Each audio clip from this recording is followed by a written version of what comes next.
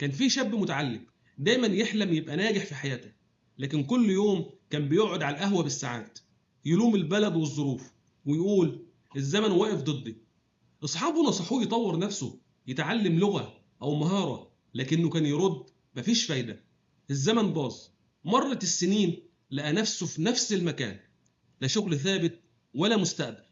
بقى يحكي لأي حد يقابله إن الدنيا خانته، وهو مش شايف إن اللي خان نفسه هو نفسه. واللي نطلع بيه من القصة دي، الزمن عمره ما خان حد، الإنسان هو اللي بيخون أحلامه لما ما يسعاش. الفرص دايما موجودة، لكن اللي مش بيدور مش هيلاقي. واللي بيلوم الزمن بيهرب من مواجهة نفسه. واللي عايز أقوله لحضرتك حبيبي، اوعى تضيع عمرك في اللوم. الزمن مش هيقف يستناك، كل يوم فرصة جديدة، استغلها. لو فضلت تقول الزمن وحش هتلاقي العمر ضاع. اعمل اللي تقدر عليه وخلي ربنا دايما معاك.